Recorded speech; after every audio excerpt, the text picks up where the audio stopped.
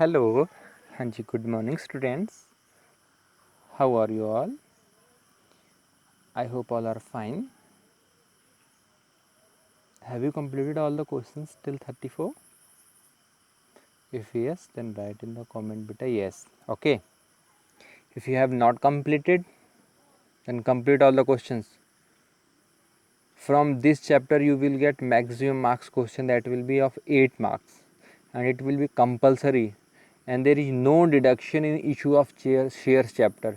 एक ही ऐसा accountancy का chapter है from which all the topics are coming and you are having solid 10 to 12 marks from this chapter, and one question will come 101% of 8 marks, right? So keep in your mind that you have to understand this chapter anyhow. आपको issue of share chapter समझना ही समझना है, and it is the very easiest chapter. This chapter is totally dependent on 8 entries. All entries are similar: due and receive. Okay, means application receive, application transfer to share capital, allotment due, allotment receive, first call due and first call receive, then final call due, then final call receive. After that, forfeiture of shares. Okay, so this forfeiture of share is the backbone of issue of share chapter. If you are not able to forfeit the shares, then you cannot solve the questions asked by the CBSE senior board examinations. जी हाँ.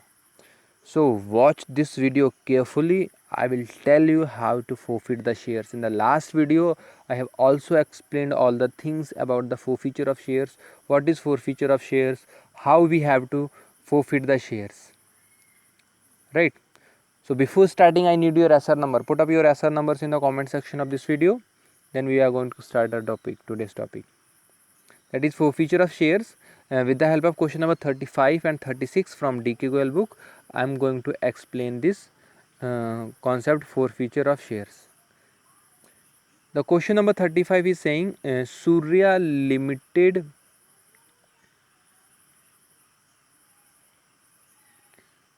issued 20,000 shares of 100 each. The amount was received except 500 shares on which 75 per share was received. एक चीज़ ज़रा सोचो दिमाग से, है थोड़ा बहुत, अगर है तो सोच लो. लास्ट में मैंने क्या बताया था, फोरफीचर शेयर्स का मतलब क्या होता है कि whenever any share holder is not able to pay any subsequent call, और you can say any share holder failed to pay any subsequent call, in that case company forfeit their shares. तो जी same उसी प्रकार से यहाँ पे एक share holder है हु वॉज होल्डिंग 500 शेयर्स, जिसने मात्र 75 रुपीज़ दिए हैं. कितने का था शेयर? 100 का था, जिसे में से 75 दे दिए, तो कितने की नॉन पेमेंट रही साहब? 25 की. तो यस, 25 की नॉन पेमेंट ना होने की वजह से कंपनी ने उसके 75 रुपये डुबो लिए, मतलब ले लिए कंपनी से ने उससे, और वो कंपनी रिटर्न नहीं करेगी. Right. So these 500 shares were forfeited. अब कंपनी ने इन 500 शेयर को फोरफिट कर दिया, तो 500 शेयर्स का जो 75 रुपीज़ के हिसाब से पैसा कंपनी को मिला था, right, that means 75 into 500, 37,500, that is the benefit of company. Okay, company का ये क्या हो गया? बेनिफिट हो गया. कितने का? 37,500 का. समझ में आ रही है? After that from these 500 shares company reissued 300 shares of 60 each. अब 300 शेयर कंपनी ने 60 रुपये पे इशू करे हैं. थे कितने के? 100 के. और लॉस कितने का लिया कंपनी ने? 40 रुपये का. ठीक है. तो अभी कंपनी ऊपर मैंने बताया कितने का प्रॉफिट कमा के बैठी है इन शेयर से? 37,500 का. Sorry, yes, 37,500. बट बेटा जो ये 37,500 प्रॉफिट है, ये कितने शेयर्स का है? 500 शेयर्स का है. राइट. बट रीइश्यू कितने हुए? 300 का. तो मैंने ये भी चीज़ बताई थी कि कंपनी जितने शेयर रीइश्यू करती है, उन्हीं का जो एक्चुअल प्रॉफिट कंपनी को होता है, that will be transfer to capital reserve account and remaining will be the closing balance for the company. ठीक है, कि फोरफीचर शेयर अकाउंट है, अगर उसमें से कंपनी ने जितने शेयर रीइशू कर दिए, अगर उन पे प्रॉफिट हो गया तो वो जो प्रॉफिट हो जाएगा वो कैपिटल रिजर्व में चला जाएगा। ओके, तो this 37,500 was the actual forfeiture money collected from 500 shares. अब जिसमें से 300 रीइशू हो गए तो 300 पे कंपनी को कितना प्रॉफिट हो रहा है, 300 से मल्टीप्लाई कर दीजिए, तो 0 0 विल बी कैंसल्ड, 5 7 जा 35, 5 5 जा 25, so 3 5 जा 15, 3 7 जा 22, so actually company have earned 22,500 profit on 300 share. जिस प्रकार से बेटा ये 37,500 कंपनी ने कमाया है 500 शेयर से, तो हमें चाहिए 300 शेयर का प्रॉफिट, क्योंकि 300 शेयर्स का प्रॉफिट कैपिटल रिजर्व में जाएगा। ठीक है, मैंने ऑलरेडी बताया था कि जितने शेयर रीइशू होते हैं उन्हीं का बैलेंस कैपिटल रिजर्व में रिमेनिंग अगर प्रॉफिट है तो ट्रांसफ़र हो जाता है, बाकी जो शेयर्स बचे हुए हैं उनका फोरफीचर अकाउंट में ही बैलेंस पड़ा रहेगा जब तक कि वो रीइशू नहीं हो जाते हैं। तो 300 शेयर का हमने प्रॉफिट निकाला तो वो बेटा हो रहा था 22,500। Just now I have calculated all these things and when company forfeited, how much profit company earn, company ने कितना कमा लिया, 22,500। ओके, बट जब इसने कंपनी ने इन 300 शेयर को बेटा रीइशू करा 60 रुपये पे, तो लॉस कितने को गया, 40 रुपये का। तो 40 की 300 से आप मल्टीप्लाई करेंगे तो मेरे भाई कितना हो जाएगा, 12,000। So this 12,000 will be the loss. तो ये जो लॉस हुआ है ये किस में ट्रांसफ़र हो जाएगा, शेयर कैपिटल में। इसलिए फोरफीचर अकाउंट का फॉर्मेट बना लीजिए, साथ ही में उसमें डेबिट साइड लिख दीजिए 2 शेयर कैपिटल 12,000। अब 22 से 12,000 माइनस करोगे तो अभी भी कंपनी के पास कितना बचा हुआ है, 10,500।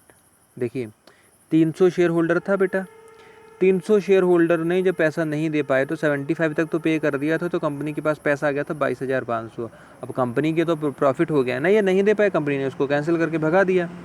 पर जब कंपनी ने उन्हें पुरानी चीज़ को रीइशू करा 60 रुपये पे, तो 40 रुपये के लॉस पे उसको ये शेयर्स को रीइशू करना पड़ा, तो 12,000 का बेटा there was loss.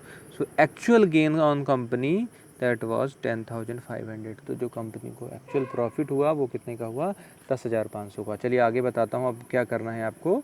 Simply you have to prepare forfeiture share account and directly जितने भी शेयर फोरफिट हो रहे होते हैं बाई शेयर कैपिटल अकाउंट करके आप 37,500 इधर लिख देंगे। ठीक है, बाकी इसकी जर्नल भी मैं आगे समझा दूंगा जिससे और अच्छे समझ में आ जाएगा।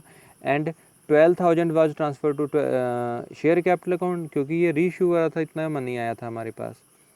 ठीक है, लॉस हुआ था, सॉरी। एंड जो 10,500 मैंने बोला था ना रिमेनिंग लॉस होगा वो कैपिटल रिजर्व में जाएगा, that will be transfer to here to capital reserve. Now 37,500 था बेटा, 22,500 हमारा ये तो कैंसिल हो गया ना, ये तो रीइशू हो गए, तो ये इतना माइनस कर दीजिए आप, तो 15,000 का अभी भी बैलेंस आपके पास क्लोजिंग बचा हुआ है। Okay, so is it clear? Now see next one, whenever you will prepare a balance sheet, in the balance sheet you have to show share capital that is 19,95,000, reserve surplus 10,500, ये वो है जो आपका capital reserve आया था। And cash and cash equivalents company will have 20,05,500। Don't show these things. Okay, आपको ये सब शो करने की ज़रूरत नहीं है, ओनली अगर बैलेंस शीट पूछिए तो आप शेयर कैपिटल छोड़ कर शो करके भी छोड़ सकते हैं, राइट। इक्विटी शेयर कैपिटल आपका ऑथोराइज इज नॉट गिवन, सो आप ब्लैंक छोड़ देंगे। ये नोट्स टू अकाउंट बनाएंगे बैलेंस शीट के साथ, बनाना कंपलसरी होता है, क्वेश्चन में बोला भी गया था बनाने के लिए। Issued capital we are having 20 lakh and 10,500 will be the capital reserve, so total overall balance will be the 20,05,500, right. Whenever company subscribe, तो सब्सक्राइब्ड कैपिटल कंपनी को कितनी मिली, 19,95,000। उसके बाद रिजर्व कितना हो गया, 10,500 का। तो टोटल कंपनी के पास कैश कितना कलेक्ट हो गया, 20,05,000। Okay, but you have to show in share capital, आपको 19,95,000 ही मेंशन करना है। देखिए 19,80,000 तो आपके पास शेयर से पैसा आ गया था, ठीक है। वहीं पे हमारे 500 शेयर्स जो फोरफिट हो गए थे, उनका फोरफीचर से हमारा 500 हुए थे, 500 में से 300 रीइशू हो गए। तो हाँ, जो भी बेटा शेयर रीइशू हो गए हो ना, आपको उनको फुल्ली पेड अप मानना है, उनको नॉन पेमेंट में नहीं गिनना है, ठीक है। तो 19,800 हमारे हो गए, 300 अगर हम ऐड कर देते हैं, जो 200 फोरफिट हो गए थे, तो फोरफिट वाले को आप कॉल्स इन एरियर माइनस ना करके जितना भी उन्होंने मनी पेड किया था वो ऐड फोरफीचर में आपको लिख देना है, right. You have to show in forfeiture account. So this will be 19,95,000, 10,500 this will be. Okay, so by this way you have got it, the subscribed capital amount and capital reserve. Okay, so journal entries how we will forfeit the share. देखिए first of all 500 forfeit share हुए थे, आपने 100 से multiply करी 50,000 आ गया।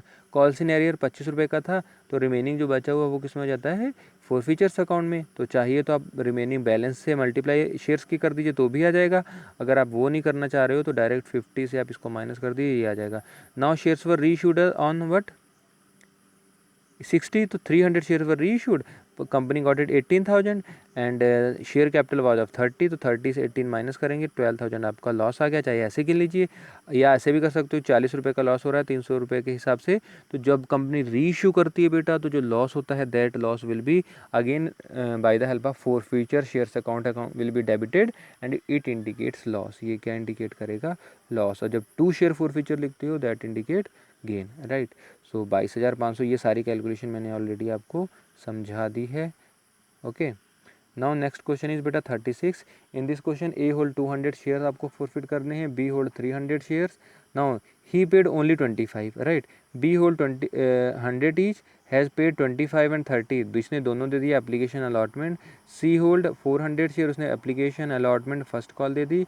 Okay, तो आपके पास यहाँ पे सारी चीज़ें देखो क्लियर हो गई। एप्लीकेशन भी 25 पे है, अलॉटमेंट 30 पे है, फर्स्ट कॉल 25 पे है, तो फाइनल कॉल भी कितने पे हो जाएगी, finally it will be on 25, right. आप अगर ऐसे करें 25 कितना हो गया 50 30 80, so final call will be on 20 पर share, sorry 20 on 25 and 20 for 30 20 50 to 75, so final call will be again on 25। ठीक है, सारी कॉल्स तो आपको क्लियर हो गई ना। अब आप सभी से अमाउंट देख लीजिए कितना कितना किसने दिया है। ठीक है, सो दे फेल टू पे एरियर एंड फाइनल कॉल। अब फाइनल कॉल किसी ने नहीं दी है, फर्स्ट कॉल एक ने दी है, और अलॉटमेंट 2 ने दी है, और मात्र एप्लीकेशन मात्र एक ने दी है। Okay, so the shares were forfeited and reissued 95। अब जितने भी शेयर फॉरफिट हुए बेटा वो 95 पे दोबारा रीइश्यू हो गए। We have to pass journal entries, right. तो first of all we have to calculate how much amount we have collected. So here you can say amount received on application that is 22,500 on allotment। देखिए कैसे पता करा मैंने, 200 share का 25 से multiply करा, 200 share का 25 से करा 5,000 आ गया, 300 शेयर का 25 से करा 7500 आ गया, 400 शेयर का 25 से मल्टीप्लाई करा 10 रुपये आ गया। ठीक है, देखो application was paid by everyone, right, and allotment was paid by only from A, तो ए ने दिया था 6,000 रुपये, ठीक है। और बी एंड सी इन दोनों ने ना ये दिया ना ये दिया, तो अमाउंट रिसीव हमारे पास होना था 21,000, एक्चुअल में जो रिसीव नहीं हुआ amount not received that was 6,000। ठीक है, because B and C paid, देखिए यहाँ पे ये जो 6,000 है, ए ने मात्र एप्लीकेशन ही तो दी थी ना, बी और सी ने अलॉटमेंट दी थी, तो इसलिए 21,000 हमें मिला। 6,000 जो स्टार लगा हुआ है दैट रिप्रेजेंट कि we have not got it this much money, तो ये हमारा एरियर हो गया। ठीक है, फर्स्ट कॉल पे हमें इन तीनों मात्र सी ने दिया, ए और बी ने नहीं दिया, तो 8,000 हमें नहीं मिला। फाइनल कॉल किसी ने नहीं दी है, तो आप इसको कैंसिल मार दीजिए, right. So whenever you will forfeit, so how much will be transfer to forfeiture 22। देखो फॉरफीचर में कितना ट्रांसफ़र होगा, आप इस सब का सम कर लेंगे तो ये आपका फॉरफीचर में चला जाएगा, और ये सब आपका कॉल्स इन एरियर में चला जाएगा। जो अमाउंट रिसीव नहीं होता है वो आप कॉल्स इन एरियर में कर देते हैं, right. So to share capital 90,000, देखिए अलॉटमेंट पे हमें मात्र 6,000 नहीं मिला था, फर्स्ट कॉल पे 10,000 नहीं मिला था, फाइनल कॉल पे 22,500 नहीं मिला था। तो मैंने क्या कहा था, फॉरफीचर में आपका जो मिला था भाई 51,500 आ रहा है, 51,500।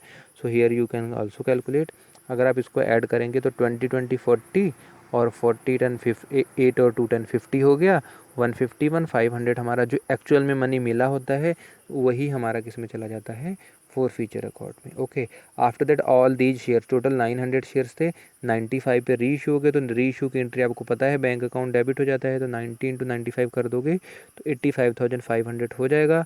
Okay, but actually they were of 90,000, so 45,000 will be loss on reissue. अब अगर आप देखें तो 51,500 आपका गेन हुआ है ना फॉरफीचर करने पे, 4500 का लॉस ऑन रीइश्यू है, माइनस कर दीजिए, तो 0, 7 और 4, तो 47,000 कंपनी को प्रॉफिट हो गया. Hence share forfeiture account debit to capital reserve. In this capital reserve 47,000 will be transferred, right? This 47,000 will be transferred to capital reserve. Okay, so I hope you have got it both the questions. If you have got it, like this video, share this video. Bye bye students, take care, and note down this question on your copy also.